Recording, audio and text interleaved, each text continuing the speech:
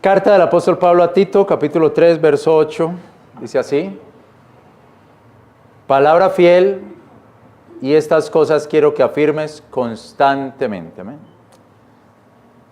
Uno de nuestros últimos temas en el curso del Instituto Bíblico sobre la doctrina del pecado fue lo que llamamos el pecado social. El pecado social. Es decir, en algunos lugares, en algunos pueblos o ciudades, hay males más notables que otros males. O hay pecados más notables que otros pecados. Entonces, por ejemplo, dicen que en cierto pueblo la gente es más mentirosa que en otros pueblos. Dicen, cuidado que la gente de allá es muy mentirosa. En ciertos lugares la gente es más belicosa, más peleadora que en otros lugares. Y a uno le dicen, cuidado que la gente de allá es muy peleadora, muy belicosa. Esta semana que pasó, hablé con un amigo conocido que fue secretario de gobierno aquí en Antioquia, del departamento, en los años 70. Y le dije, estuve almorzando con él y le dije, una parte de mi familia eran de los conservadores de Cañas Gordas. Y lo primero que él me dijo fue, muy bravos, muy duros esa gente de allá. Y esa era como la fama que tenían. Igualmente, hace años me decían que la gente de Girardota era gente que le gustaba andar de machete y que eran muy peleadores, la gente de Girardota. Así que esas características de ciertos lugares le llaman también la idiosincrasia del pueblo. Así que algunos dicen, esa es la idiosincrasia de la persona de Medellín o de la persona de ese lugar. La idiosincrasia puede ser buena o puede ser mala. Dicen, por ejemplo, la gente de Támesis es gente muy amable, dicen. La gente de Támesis es gente muy amable, muy hospedadora. Para otros lugares dicen, no, ese pueblo se conoce es porque hay mucha violencia intrafamiliar. Los padres viven pegándole a los hijos y los esposos a las esposas. O en ese pueblo hay mucha brujería. Y así como que cada lugar tiene una connotación diferente o una idiosincrasia. Por ejemplo, en el Amazonas hay un pueblo que se llama Pebas, en el Perú. Y dice, Pebas, la tierra del amor. Entonces yo le pregunté a un pastor, ¿y por qué Pebas se llama la tierra del amor? Y él me dijo, porque la gente es muy amorosa. Y el que no es amoroso, lo vuelven amoroso. No entiendo bien qué quiere decir eso. Pero decimos que la idiosincrasia puede ser algo bueno o puede ser algo malo. Y en la Biblia encontramos algunos casos. Un caso bueno es de la gente de Berea. Actos 17:10. Actos o Hechos de los Apóstoles 17:10 dice: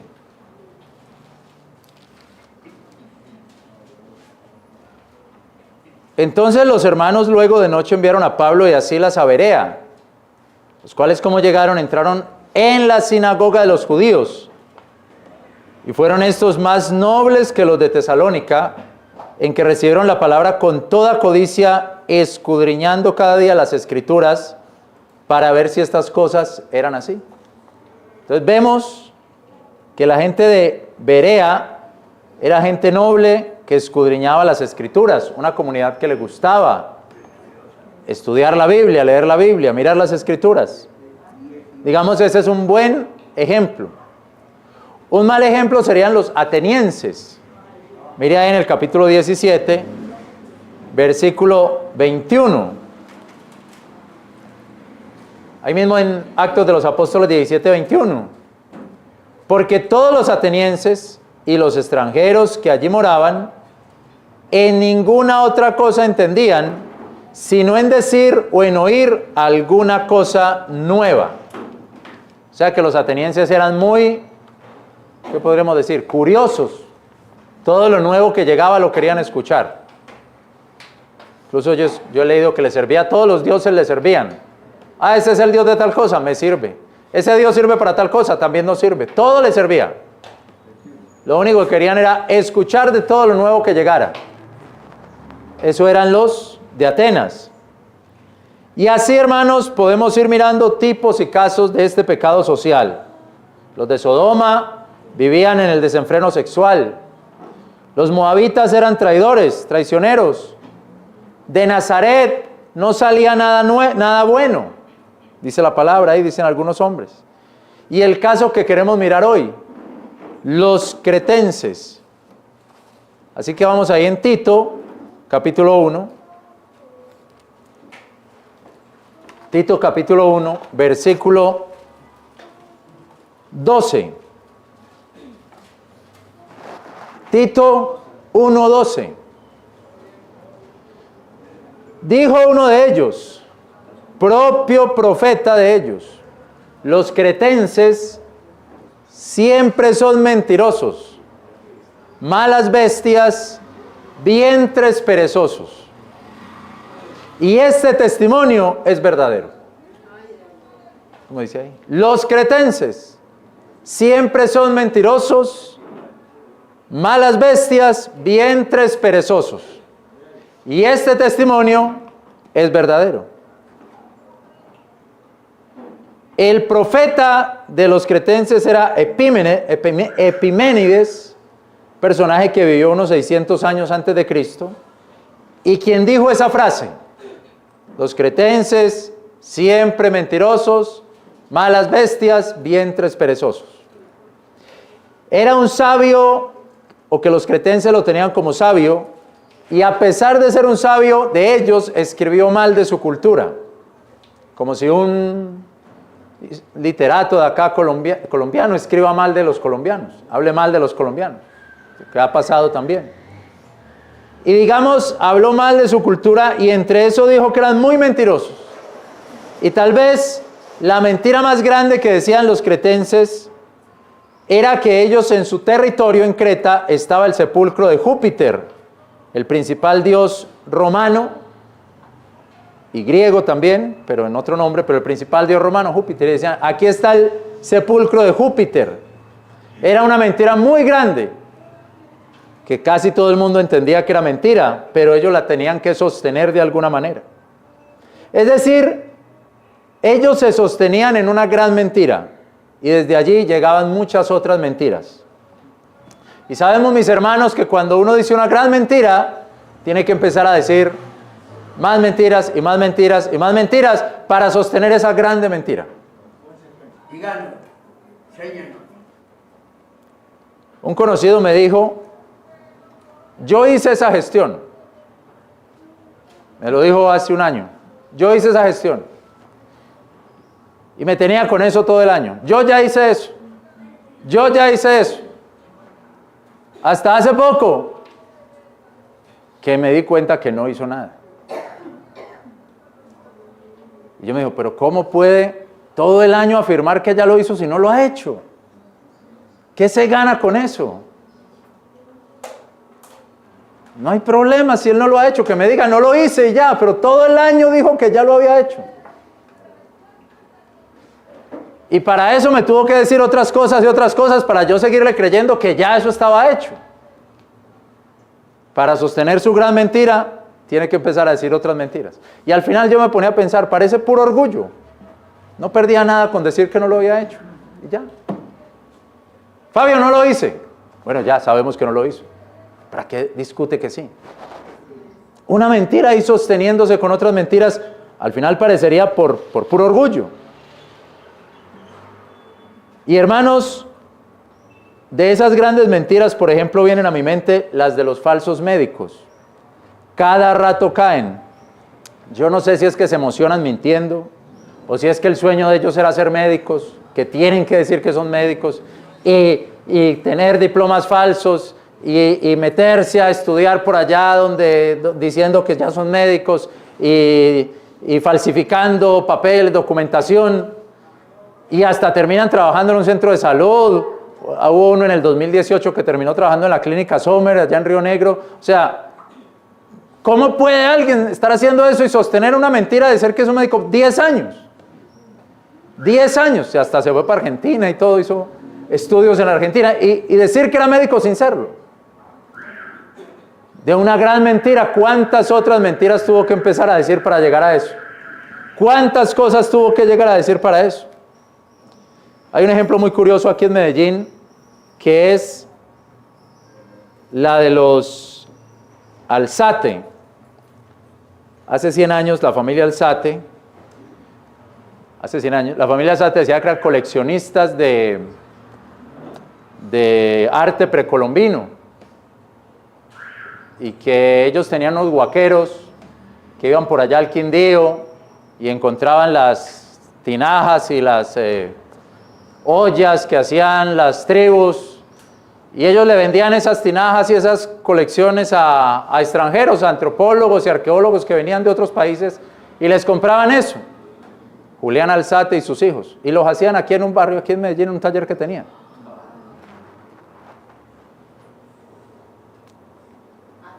Empezaron con uno, se los compraron y siguieron, no, esos, envejeciendo una cosa que habían acabado de hacer para que pareciera muy vieja. Y creo que hasta le metían pepitas de algo ahí adentro y le decían, a lo mejor tiene oro, oiga, eso suena como si tuviera algo adentro, será oro. Los indígenas le metían oro a esas cosas. Entonces esos científicos se comieron el cuento y le compraban eso a los Alzate. Usted va a algunos museos aquí en la ciudad y piensa todavía que son cosas de hace 500 años y son cosas de hace 100 años. Porque todavía hay museos de la ciudad que los tienen. Claro que ahí dicen, esto es falsificación. Una mentira sosteniendo a otras y a otras y a otras y a otras.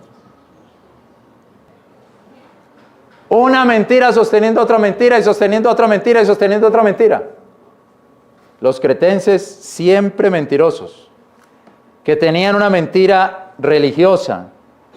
Aquí en nuestra ciudad está la tumba de Júpiter. Y así, mis hermanos, tantas religiones sosteniéndose en una mentira. El Señor me dijo que su esposo es este, que su esposa es este, puro cuento, sosteniéndose en esa mentira. En esta iglesia tenemos una astilla de la cruz de Cristo. Puro cuento, hermano. Y por eso rezamos Jesús, Jesús, Jesús, Jesús, Jesús, Jesús, Jesús. 1000 veces Jesús. Puro cuento, hermano. A ver, muéstrame la astilla. Sosteniéndose ahí en esas mentiras, hermano. Unas mentiras religiosas. Y ahí sobre esas mentiras muchas iglesias ahí creyendo y sostenidas. Así como los cretenses. El hombre de pecado. La gran mentira de Satanás. La maldita mentira de Satanás. No moriréis, sino que seréis como dioses. No los descubrirán, sino que van a tener poder. No los van a atrapar, sino que van a ser millonarios. No les harán daño, sino que serán felices toda la vida. Te va mejor sin ir a la iglesia que cuando ibas a la iglesia. Te iba mejor cuando no eras cristiano que cuando te volviste cristiano. La maldita mentira de Satanás. Y ahí la sigue hablando y la sigue diciendo todavía. Dígalo.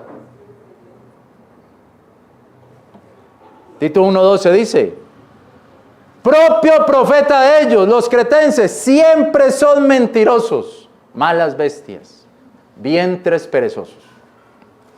Y ese testimonio es verdadero. Dice, malas bestias, eso quiere decir que eran personas destructivas, de malos modales, sin decencia, toscos, hostiles para contestar. Eran mentirosos y eran bruscos. No sé si usted ha visto a una persona tosca, hostil, brusca, para hablar, para contestar, desagradable. Y a eso súmele que es mentiroso. Me decía un señor en apartado que él conoció a un hombre de un municipio por ahí cercano y cualquier cosa que le decían a ese hombre contestaba era con 2 piedras en la mano. Había una viejita viviendo en un pedacito de casa y le decían a ese hombre, señor, ¿y qué piensa? ¿Qué hacemos con esa viejita? Sáquenla, que eso no es de ella. Así, bruscamente. Toscos, amargados, malas bestias. Le pregunté hace poco también a un amigo, ¿cómo le fue trabajando con su tío? Y la contesta de mi amigo fue, ese hombre no me acabó mentalmente porque yo aguanto mucho. Pero qué tipo tan amargo, tenaz, una Tarbán, familia. No me acabó la cabeza porque aguanto mucho, pero era para que me hubiera acabado. Contestan de una manera, hermano, que malas bestias. Y le preguntan, ¿y esto qué es? ¿Para qué será esto? Hombre, usted no sirve para nada. No le robe aire a otro que está viviendo. Contestan con esa imprudencia. Vaya a ver si está lloviendo, vaya. Con ese desagrado, son desagradables, malas bestias, bruscos, toscos, atarbanes por completo. Vea, mejor dedíquese a ver si la marrana puso. Que usted no sabe nada ni entiende nada. Hermano, qué brusquedad. ¿Qué dice Pablo? Mentirosos y malas bestias. Y después dice, vientres perezosos, o sea que ya ni quieren trabajar. Toscos, malas bestias, les gusta es comer, engordarse. Ya tienen un conocimiento y con ese conocimiento ya creen que todo lo saben. Nadie les puede decir nada porque ellos ya saben todo, saben mucho. Nadie les puede hablar nada porque ya son sabelotodos. Usted no se puede acercar a ellos porque es como si se acercara a un Dios.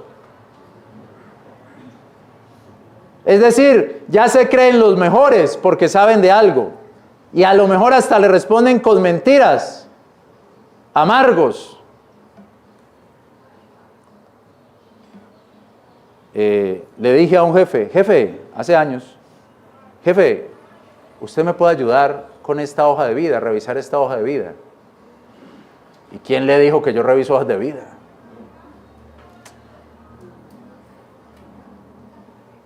Alcoholizado ahí. ¿Y quién le dijo que yo reviso hojas de vida? Vaya de la secretaria a ver si ella le hace algo. Con este hombre no hablo nunca más. La contesta, si es mi jefe, ¿cómo va a responder así? Amargados, malas bestias, vientres perezosos y alcoholizados. Porque a los 30 años ya están alcoholizados. A las 9 de la mañana habla con ellos y ya huelen a tufo. Los cretenses, la gente de esa isla, vientres perezosos, ¿qué más dice ahí? Malas bestias, siempre mentirosos. Oiga, pero ¿para dónde mandaron a Tito? ¿Para dónde mandó a Pablo a Tito? Pablo, ¿por qué me mandó a esa misión tan dura? De esa gente tan brava, tan tosca y mentirosa. Y podemos decir los hombres de esa isla, las mujeres de esa isla, los jóvenes de esa isla. Si uno lee con detenimiento la carta a Tito, como que nadie se salva. Mire ahí el capítulo 1, versículo 5. De Tito. Por esta causa te dejé en Creta, es a saber para que corrigieses lo que falta y pusieses ancianos en cada ciudad, así como yo te mandé, el que fuere sin crimen, marido de una mujer, que tenga hijos fieles, que no puedan ser acusados de disolución o que sean contumaces. ¿Sabe qué está diciendo?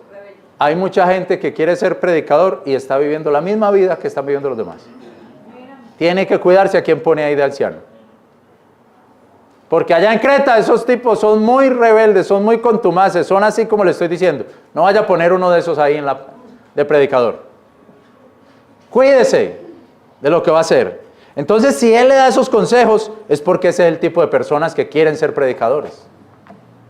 Mira el versículo 10. Porque hay muchos contumaces y habladores de vanidades y engañadores de las almas, mayormente los que son de la circuncisión. Una persona contumaz es una persona rebelde y porfiada, tenaz para mantenerse en un error, cabezadura, testarudo. Es el que se sostiene y permanece en un error y defiende ese error. ¿Y qué le está diciendo Pablo a Tito? En Creta hay muchas de esas personas. Están en el error y lo defienden, como sea. Mucho cuidado a quién va a poner de pastor. A quién va a poner de anciano de esas iglesias. Mire el versículo 15. capítulo 1 de Tito. Para los puros ciertamente todas las cosas son puras, mas para los contaminados e incrédulos nada es puro. Antes su mismo entendimiento y también su conocimiento son contaminados. Profésanse conocer a Dios, mas con los hechos le niegan, siendo abominables y rebeldes, reprobados para toda buena obra.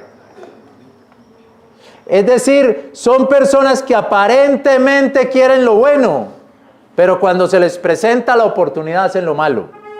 Pura apariencia de piedad, pero no practican la piedad.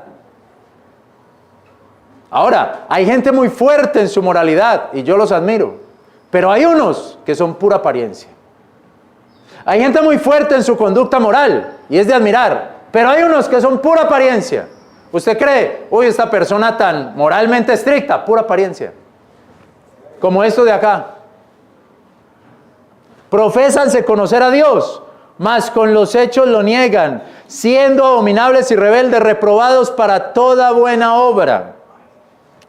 Le dicen a los demás cómo deben vivir, pero ellos no pasan el examen del detector de mentiras.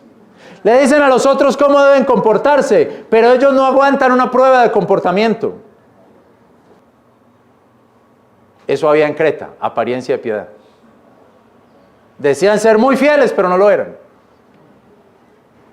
Mira el capítulo 2, versículo 3. Las ancianas asimismo, que se comporten santamente, que no sean calumniadoras, ni dadas a mucho vino, sino maestras de honestidad. O sea que las mujeres tampoco se salvaban. Les gustaba el vino, chismosas, no eran honestas, tampoco se salvaban las mujeres de Creta. Ese pueblo estaba duro. Tito, cuidado con ese pueblo. ¿Qué sigue ahí? Versículo 6. Exhorta asimismo a los jóvenes a que sean cuerdos. Los jóvenes estaban locos. Si le exhorta a los que sean cuerdos, estaban locos. Esa juventud estaba perdida. Exhorte a los jóvenes que sean cuerdos. Usted que es joven, de ese ejemplo, en todo de buenas obras. Ahora, Pablo manda a un joven a ese problema. Amén, hermano.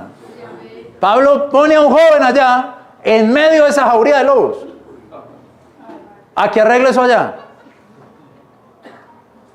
Hasta los jóvenes están locos, las mujeres son chismosas, les gusta el vino, los hombres son detractores, tienen apariencia de piedad, pero no son piadosos, mentirosos, malas bestias, vientres perezosos, bruscos, toscos. Hermano, capítulo 2, verso 9. Exhorta a los siervos que sean sujetos a sus señores, que les agraden en todo, no respondones. Los siervos eran respondones, le montaron sindicato ahí mismo al patrón, de una.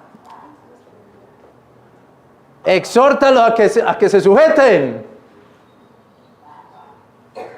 Hermano, eso era un descontrol ese lugar. Uno podría decir entonces, ¿qué puede cambiar ese pueblo? Un lugar de mentirosos, de respondones, de insubordinados, de vientres perezosos, de chismosos, de borrachos, de alcoholizados. Un sitio de contumaces, de santurrones, que no son santos en verdad. ¿Qué puede cambiar a ese pueblo? Uno podría hacerse esa pregunta. Ahora tengo dos respuestas en general, pero digamos, en primer lugar, el Espíritu Santo. Capítulo 3, verso 3. Capítulo 3, verso 3. Porque también éramos nosotros insensatos en otro tiempo, rebeldes, cerrados, sirviendo a concupiscencias y deleites diversos y viviendo en malicia y en envidia, aborrecibles, aborreciendo los unos a los otros.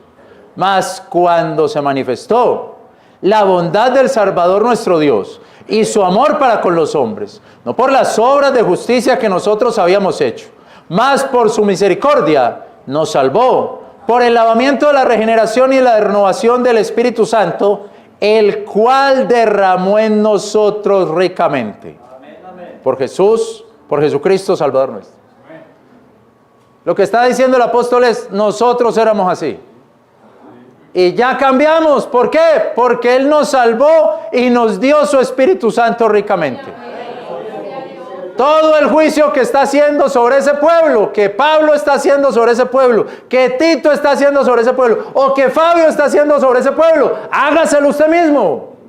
Así éramos nosotros. Y Él nos salvó. Y Él derramó de su Espíritu ricamente en nosotros. Entonces, en primer lugar, lo que puede cambiar un pueblo así es Dios mismo. Es el Espíritu Santo, es la salvación.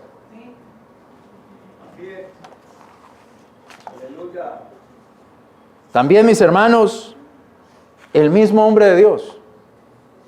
El testimonio del hombre de Dios. Capítulo 2, versículo 7. Dándote a ti mismo en todo por ejemplo de buenas obras, mostrando en la enseñanza integridad y gravedad. Versículo 15. Esto habla y exhorta y reprende con toda autoridad. Nadie te tenga en poco. ¿Qué puede ayudar a cambiar eso? El testimonio del hombre de Dios, del joven de Dios, del que se para del frente. Sea usted ejemplo en todo. No lo siga en lo que ellos están haciendo. Y cuando hable, hable con toda autoridad. Reprenda con toda autoridad. Exhorte con toda autoridad. Nadie lo puede tener en poco por su edad. Nadie lo puede tener en poco por lo que predica. Quédese firme. Sosténgase firme. Hermanos, ¿cómo puede el testimonio de un hombre de Dios? ¿Cómo puede la integridad de un hombre de Dios cambiar la historia de una familia? ¿Cómo puede la integridad de un hombre de Dios cambiar la historia de una iglesia? ¿Cómo puede la integridad de un hombre de Dios cambiar la historia de todo un pueblo? Cambiar la historia de toda una comunidad. Así todos estén desviados, así todos sean consumaces, estén en una cosa, los jóvenes en una cosa, las mujeres en otra cosa, los hombres en otra cosa. Y hay un hombre que se para en integridad y eso puede cambiar. Y eso puede cambiar ese lugar. Sea usted ejemplo en todo y quédese firme. No cambie.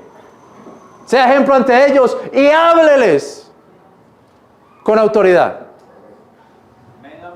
Dios no ha claudicado con nosotros.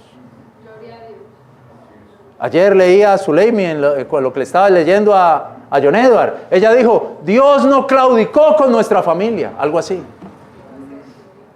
Dios tuvo paciencia con nuestra familia cuando no íbamos a salir de ese problema, de esos problemas.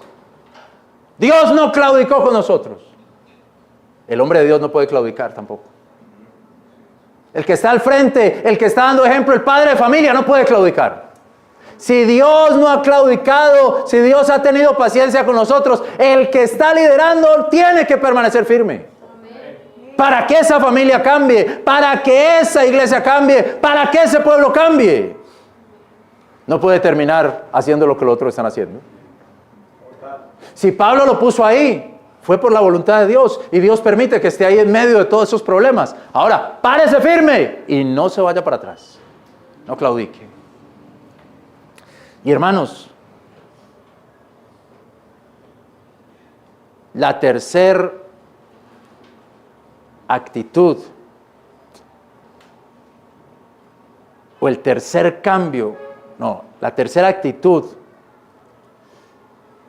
que hace que las cosas cambien es predicar fielmente. Amén, así es.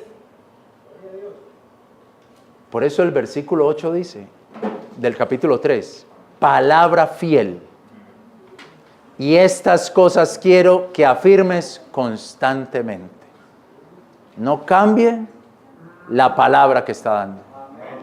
No cambie el mensaje que está dando. ¿Cómo puede el hombre un hombre de Dios cambiar una familia, cambiar una iglesia, cambiar un pueblo, no puede claudicar. El mensaje que se predica debe ser el mismo mensaje. La palabra que está dando es la palabra fiel que tiene que dar. El mensaje inamovible de todos los siglos. No estar buscando un nuevo mensaje. No estamos buscando un nuevo evangelio. No estamos buscando una nueva luz. Nuestro deber no es buscar lo nuevo. Nuestro deber es sostenernos en el mensaje de la eternidad y hasta la eternidad. Palabra fiel que no cambia. No puedes claudicar, Tito. El mensaje no puede cambiar. Así como Dios cambia a un hombre, Dios cambia a un pueblo, pero el mensaje tiene que ser el mismo. Porque nosotros también éramos insensatos en otro tiempo, rebeldes, errados, sirviendo a las concupiscencias y a deleites diversos, viviendo en malicia, en envidia, aborrecibles, aborreciéndonos los unos a los otros. Mas cuando se manifestó la bondad del Salvador nuestro Dios y su amor para con los hombres, no por las obras de justicia que nosotros hubiéramos hecho, mas por la regeneración, por el lavamiento del Espíritu Santo, por la renovación en el Espíritu. Cambiamos. Él lo derramó ricamente en nosotros por Jesucristo nuestro Salvador. Para que por su gracia seamos hechos herederos según la esperanza de la vida. Esa es palabra fiel. Ese es el evangelio fiel. Ese evangelio no puede cambiar. Esa palabra no puede cambiar. Parémonos firmes y fieles en lo que Dios nos ha dado. Y cambiará una familia, y cambiará una iglesia, y cambiará un pueblo. Como dice ahí, palabra fiel. Estas cosas afirma constantemente. Vamos a orar y le damos gracias a Dios.